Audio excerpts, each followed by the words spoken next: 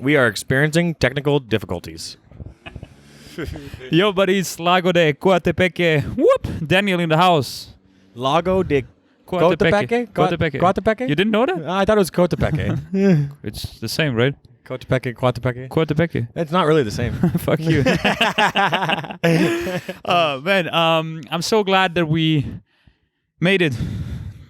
We made it. We almost died this morning. People could have died today. Tell me. Tell you? What happened today? Well, I don't know. woke up to our good friend Philip screaming fire, and that was interesting. That was an interesting way to wake up. 4:30 in the morning, and turns out there was no fire.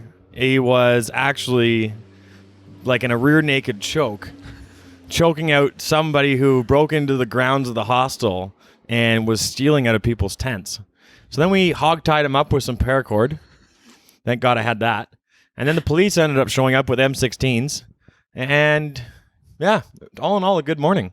That's basically, the morning. Yeah, and then we was finally pretty dope. had our oatmeal. Yeah, we So had that was oatmeal. Yeah, we had porridge at 5:30 in the morning or something like that.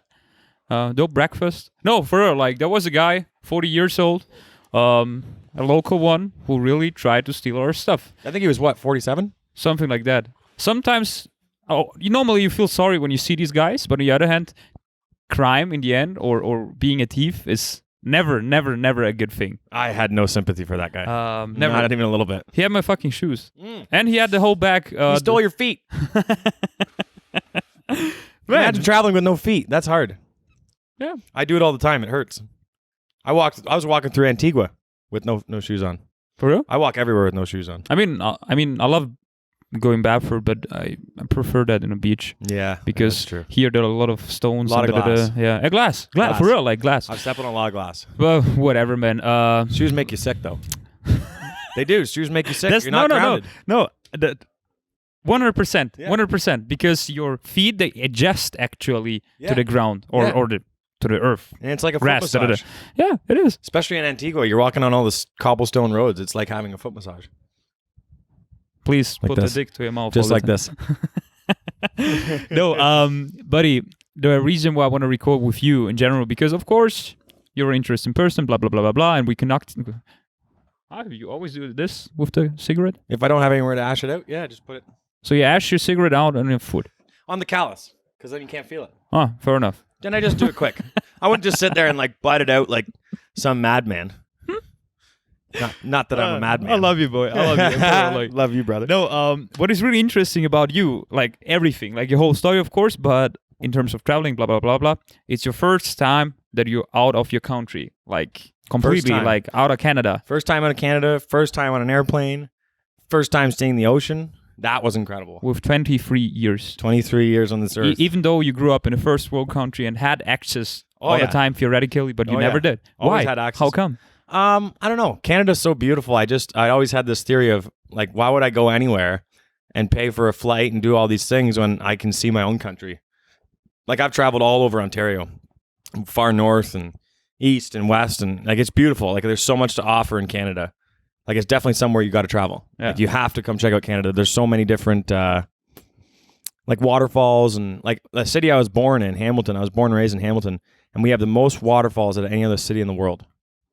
For real? Yeah. 100 and don't quote me on this, but 126, I believe. Fair enough. And I feel like I've probably seen 110 of them.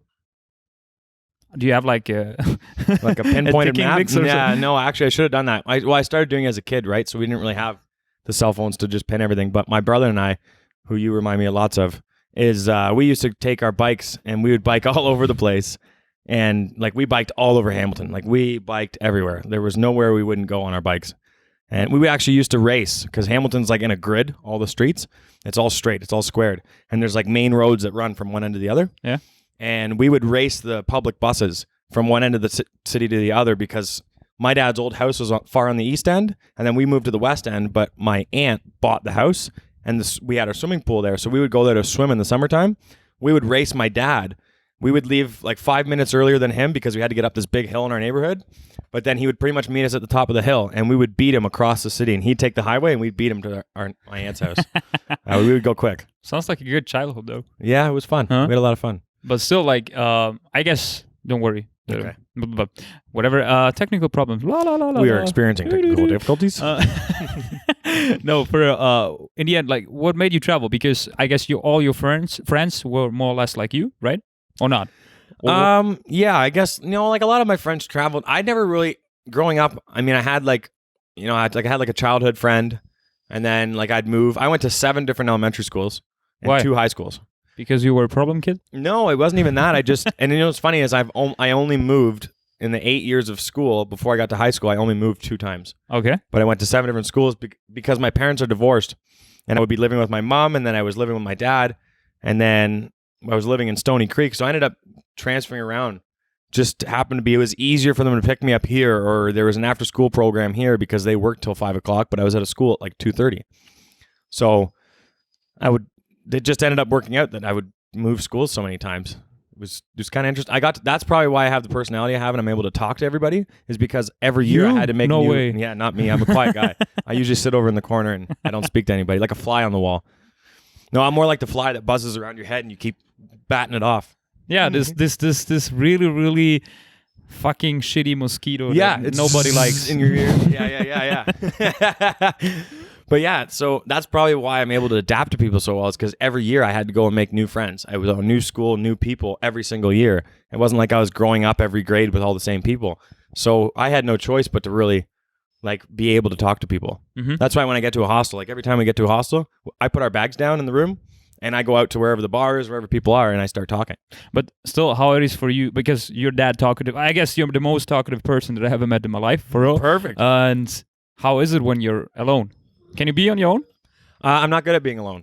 You're not good. I can be alone. It depends on what I'm doing, but I definitely enjoy company around me, and I've definitely come to the realization of my life, especially in the last like 2 or 3 years, I'm not good at being alone. Not even in like a relationship. I'm just not good at being alone. I really like to have people around me. Mm-hmm. Yeah, I like to involve people in things too. Like whatever I'm doing, I'm always, even if it's something they're not even interested in, I'm trying to involve people in whatever I've got going on. Good guy. Good guy. Still, you didn't answer my question. What made you travel? Oh yeah. I guess we did have that question. Well, I had this buddy at home, and he had just traveled all over the world. He did Central America last year for 3 months, backpacked it. What's his name? Jesse Legault. Shout out to Jesse. Shout out to Legault. Okay, go ahead. We call him the Blanco Rasta. The Blanco Rasta. Blanco Rasta, because he has long dreadlocks and he is as white as a piece of paper. Shout out to you, buddy. Shout out me to a you, photo Jess. afterwards, please. And then, we'll have to share this podcast with him. And so he was just telling me, like, because we hang out every day.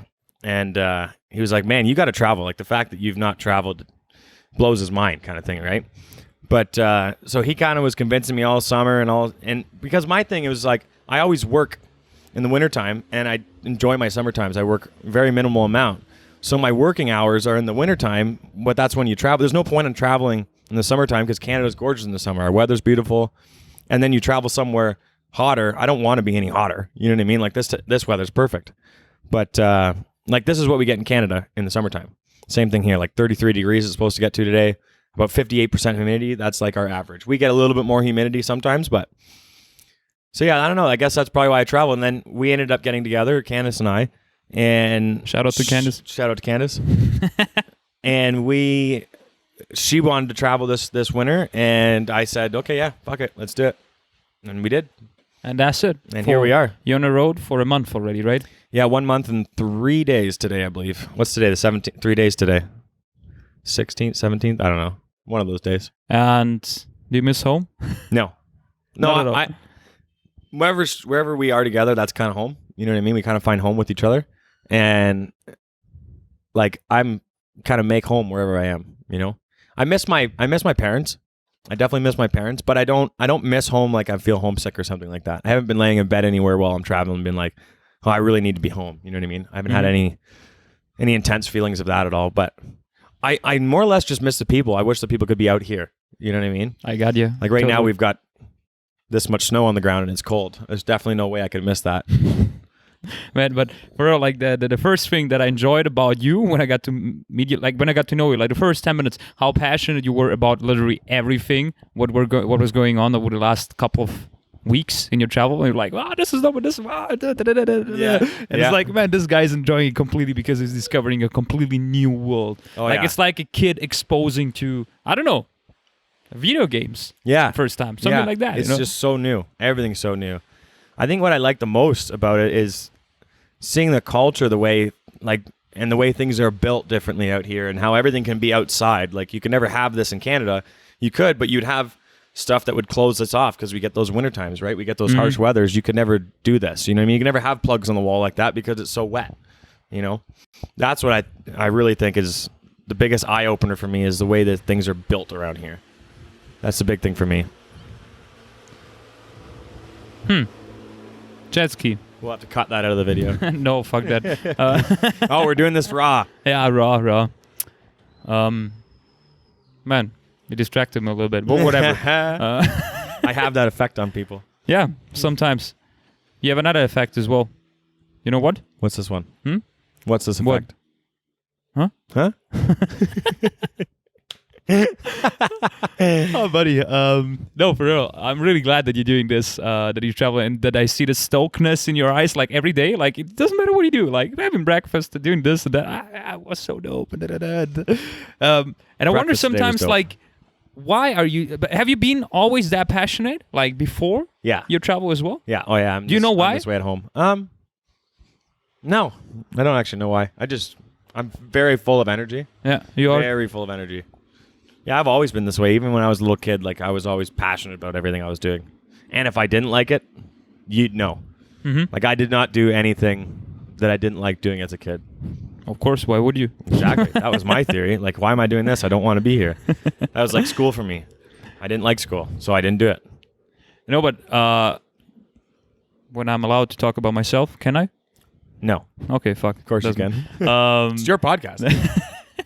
No, for real. That's something that I hear from a lot of people, that my stokeness and that the way I'm passionate about is like kind of infectious to other people. And I was kind of aware of it. No, but listen to me.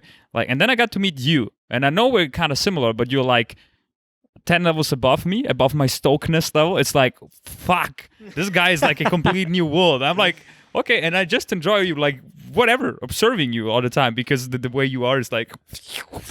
I love this. This is great. No, but that's dope in general, because you are shining, and automatically you're activating this shiny thing in other people as well. Yeah. And that's like the dopest. Like, you're giving them the permission to open themselves to you. Or I really like to get people open. Yeah. Yeah, and I really enjoy that. That was the best thing when we're sitting there in a group the first night, like 7-8 people, I don't know, just having a good time talking about everything. And you were kind of the host of this show, I would say. You know, always like in the center of attention, and that was dope. And that's something what I told you as well. Like, I don't know what you're gonna do in your life, and but I just have this fucking feeling that you're gonna be super, super fucking successful, whatever that means to you. Whatever success means, not necessarily wealth or riches, but some sort of success. Yeah, I hope so. Yeah, I guess so. I hope so. There's one thing. Wait, fuck! I have a random quote in my mind. If you're not rich before you become rich, then you're not rich. Oh, something like this. Yes, it makes sense. Does it? I don't know if that's quite how it goes, but it makes sense. It makes total sense. Yeah, like, you can have all the money in the world, but if you're not happy, that money's not going to make you happy. You can buy temporary happiness. Like, you know, if you had the money to buy a jet ski right now, that'd be pretty fun.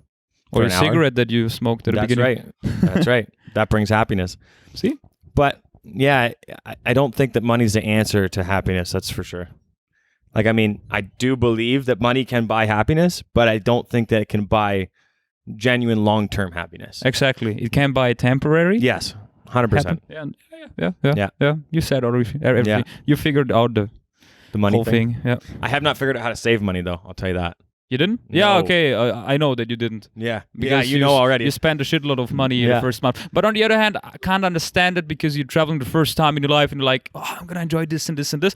But yeah, you've seen this side of spending too much money, and now you're going to see the other side of saving money during volunteering. You're going to volunteer. So that's the complete opposite. I'm very excited to volunteer. Like, that was before we even got on this trip. I already knew that that's what I wanted to do, was go out and volunteer. Yeah. I was watching a YouTube video, and they were volunteering at a hostel in Nicaragua on the beach. I don't remember where it was, but I think they did 4 hours a day, 5 days a week, and they were cleaning up the beach. That was their job, was to clean up the beach and clean up the grounds. Mhm. I don't know. It just seemed like it's better than, for me at least, it's more desirable than like going to a hostel and volunteering as their bartender or something like that. Like you're actually giving back to where you are. Whereas being a bartender, I feel like you're giving back in a sense, like conversation with people, but there's more to cleaning up a beach as volunteering. It definitely has a greater impact on other people Yes. when they see you or when you tell other people that you did that. Yeah. Yeah. It's just better for the community that you're in. I don't know. I guess we're going to see like what kind of experiences we're going to get volunteering, because I mean, I've looked at a lot online and I don't really know what direction I want to go yet. I mean, the cleanup thing sounds great. I also want to find somewhere where I can put my hands to use. I'm very skilled with building. Mhm. I've been gifted with the ability to build. So like structurally, I would like to be able to like help build something like what we're in right now. If they're in the process of that at whatever hostel, you know what I mean? Like a hostel's expanding or a hostel's opening up. I found one in Ometepe that's on a farm, and they're building the hostel currently, except for they don't need people until April, which kind of sucks, but it is what it is. But that would be a perfect situation where they're building the hostel and I get to learn how they actually build all this stuff. Like I can see how it's done, but I want to know I don't know the word for it, like the process to it. You know what I mean? The tricks of this trade, you know? Yeah. Fuck. No, for real. Like, I love that. I just love listening to you because it's like the stokeness that you have. Like, you're just motivated to learn new things. Yeah. You're like really willing to learn. Yeah. Like, at least the things that you're interested in. And that, yeah. of course, it makes sense. And no, fuck. I would just appreciate. Just wanted to mention That's that. amazing. Continue with whatever. Well, no, give me another question. Yeah, no, whatever. Regarding this whole building thing, what do you do after Christmas? Oh, I go out into the forest in the negative degrees and the snow, and I go camping without a tent. So I build my shelter out of the sticks and logs in the forest. Yeah. And, you know, I get my fire going, collect my firewood. I start early in the morning, the first day. You got to get out there like at the break of dawn, because you need the whole day to get like a sustainable shelter built and get all your firewood. Like, you got to clean up your area first, and so there's quite a lot of work to it. So you have to get started first thing in the morning, and then next thing you know, in no time at all, it's already time to go to bed. It goes by like that, right? So the first day is really fun because it's like go, go, go, and then the next day it's like it varies, but usually it's I want to build more, and I ended up building more shelter than necessary. I always do. Like, instead of just building a lean-to that I can sleep under and then I'm good, I usually will start like one. I had a lean-to and I had a wall beside it, and it went right out to a cliff. Then I built another wall this way. It went out to the cliff, and then I tied a beam across the top, and I covered all that up. So I had like this covered-in area. It was protected by the wind. No animals could get around because the logs went right out to the cliff and it dropped down. So I was in this sheltered area. So even the wind from the water wasn't affecting my area and making it cold. So I could sit under there, and I had like a space blanket. It's like a piece of aluminum foil almost behind my back, and the fire would reflect off that and shine down on me and keep me warm. I could be out in like negative 15 degrees in the snow, and I could be in a long sleeve shirt and pants and be warm sitting under there while my fire's going. So I'm having cooking dinner over a fire, which I absolutely love doing, and I'm warm.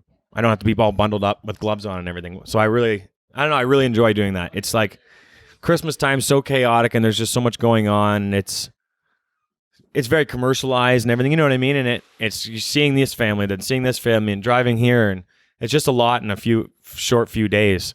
So it's really nice to the next day, right after Christmas Day on Boxing Day, get out and like disconnect to reconnect. You know what I mean? It's I don't know. I don't know how to put it into words. I don't know if there is a word to describe how great it feels. For how many days do you do that then? Last year I did it for 5 days, and that I think was the longest. And averaging 5. And how does this work? Because you're not good at being alone, and you're obviously you are, I guess, right? For well, 5 days. Or is there somebody joining you sometimes? Well, so last year I had my ex-girlfriend with me, and it's all right, but that's a time when I actually do like to be alone, because I can keep myself stimulated with building and doing stuff, and like the day goes by so fast because you always have to be doing stuff to sustain it, right? So I don't really feel alone, but having someone with you is nice as well. You know, you get to share the experience and someone to talk to. Like, I bring this little radio, and I can just pull the antenna up and I can still connect with the weather, or I can hear music on the radio, right? So I'm disconnected from it all, but I still get to kind of be connected to it. It's nice just having that. It's got a really cool sound to it because it's just this tiny little pocket radio. I think I bought it for like $4 at the dollar store.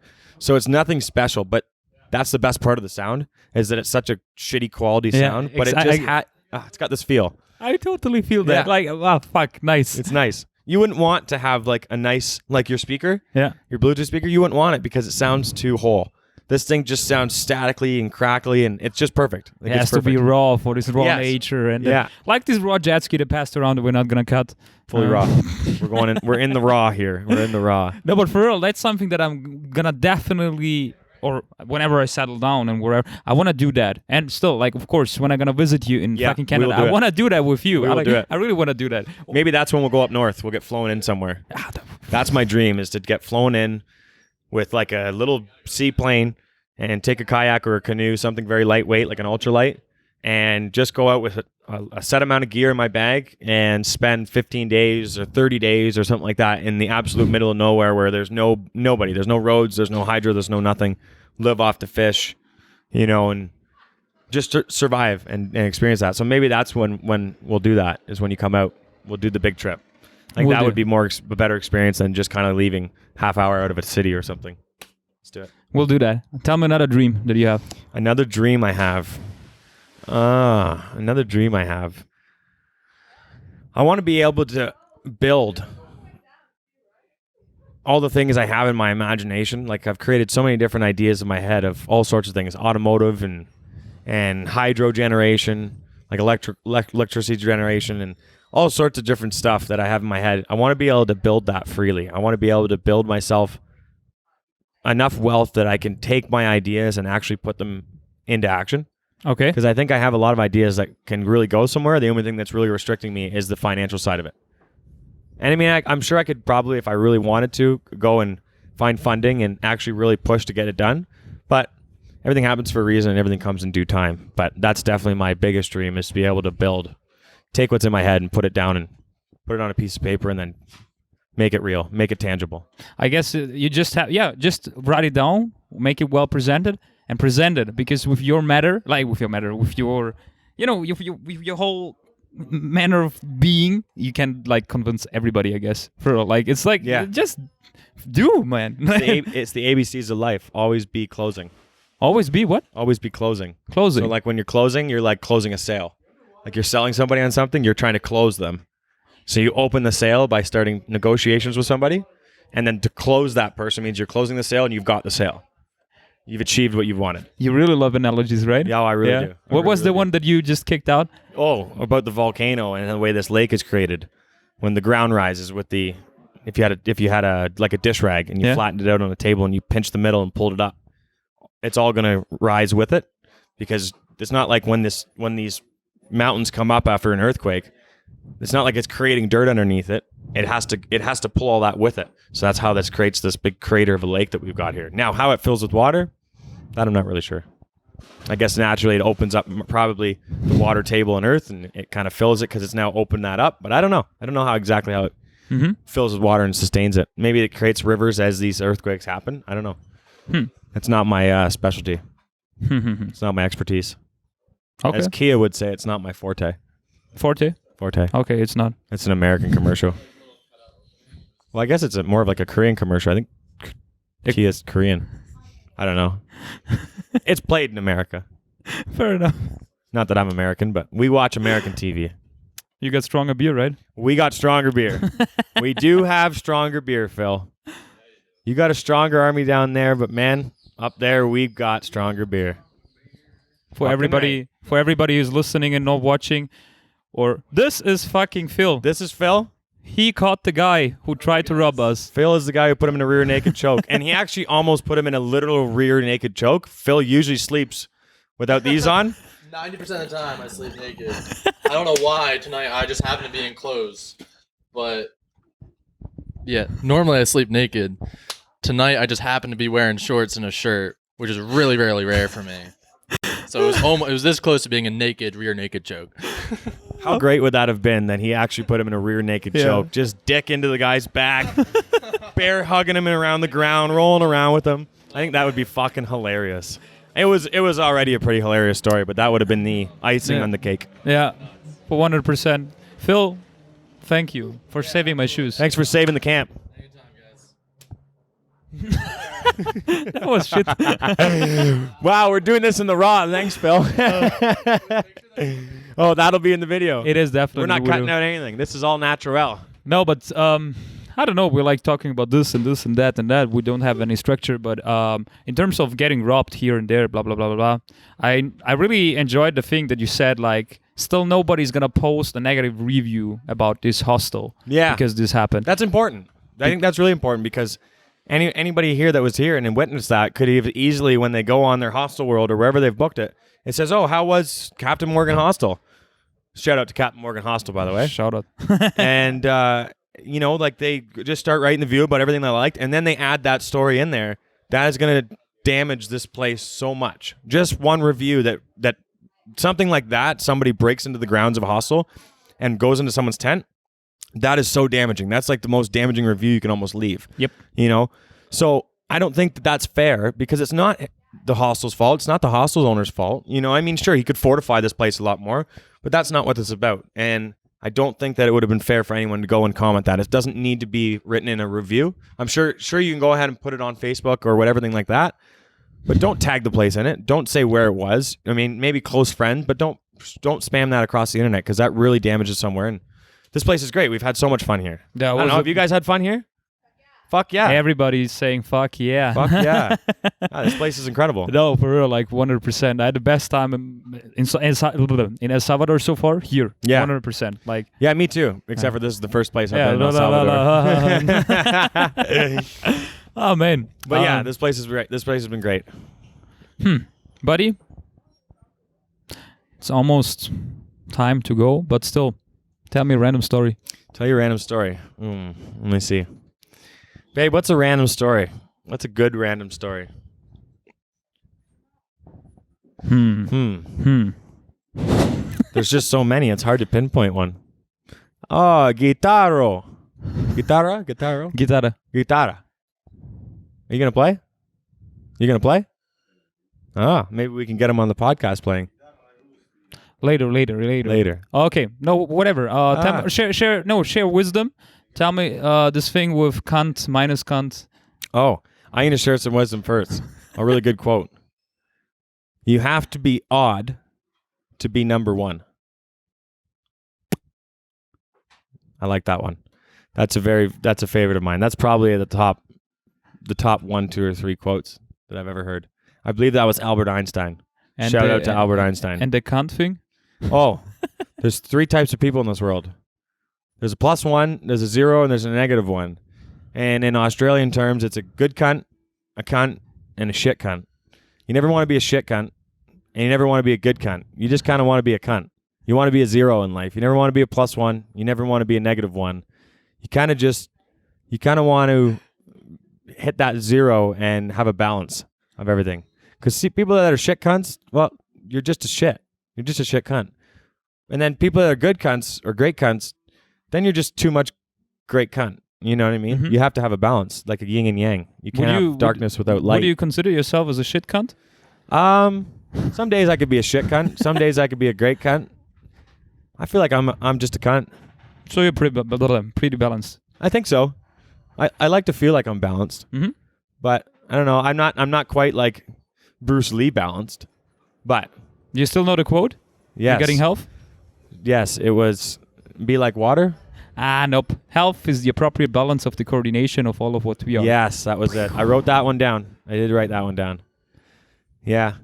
Something about him, he had a really good mindset. He had a really good outlook on life. And you have as well. You know, okay, something that I actually wanted to tell you before I started recording, but whatever. I was swimming there, and I ate a shitload of porridge in the morning. I was like, you what? did eat a shitload and I was like of there. porridge. I was there and was like, what would happen if for some reason I would get a cramp or whatever? And then I was like, man, I bet Daniel is a guy who would just save me no matter 100%. what is going to happen. And that's 100%. something that I really enjoy about your company as well. Like, it's like you are there for everybody or for Absolutely. the well-being of everybody, for the community. Like, it's fuck. I would definitely have jumped in and saved you. I would have been cold. but I would have done it for you. Appreciate it, buddy. Well, what can I give you? One way to end this. End on a note. End on just a cunt note. Not a good cunt note, not a shit cunt note. How can we end this? I don't know, buddy. How do you usually end these? No? You don't have like no a structure. Like a form? Yeah. Nope. You got to get like a closing. You got to come up with a closing. Yeah, for this. maybe I'll have to add It'll the come. closing and so on. It'll come An naturally. opening will definitely, like an intro will come, and a closing, I guess, as well. Yeah, it'll naturally come. Don't force it. Yeah. There'll be a We're way. not going to force it, but what I love about traveling in general is sometimes you meet people you connect with easily. Sometimes you meet people who are just shitty cunts. Shit cunts. Yeah, but Shout out what to I all the really shit cunts. what I really enjoyed in El Salvador, I connected with some people, and you were one of them, 100%. And that's like the dope thing, because in Guatemala was like, of course I met people, but it wasn't that dope like here, for example. It's always like this up and down, and especially like in terms of people as well. Yeah. Like, of course, here, like, there were always dope people, but this level of connection here or with you is fucking amazing. hilarious. Whatever, marvelous, brother-like. Otherwise, we Yeah. would not sit like this right now. 100%. 100%. We definitely hit it off right away. Like right away, right from the start, we got talking about food. We ate pupusas, and then like 10 minutes after taking the last bite of the pupusas, we went and got more pupusas. Yep. That was where we became brothers. You're my official food buddy and brother Food and brother. everything. No, but I can't wait to sit down at home in Serbia, Bosnia, or in Austria, wherever I'm gonna be in 2 years, and watch this fucking video. I'm gonna Yeah. like it, just enjoy it. Like, man, this guy, that was a dope guy. This guy. I can't wait until you post this. I can't wait to watch it. I can't wait to look back, because you're not posting these for a while, right? Yeah, like in 6 months or Yeah. something. So Or- in 6 months, I'll get or to in a see year. it posted, or in a year. Who knows? But in some time in the future, you're going to post these, and I'm going to get to watch it and go back at that moment. Brother, it was a pleasure. It was a I have pleasure. to pack my fucking tent, my Oh, yeah. backpack, and then I go to the beach. You We got to go pack to our shit. You go to Nicaragua. Our ways are separating. That's Separating. yeah. Correct English. Cheers the mics. Cheers, the mics. That's awesome.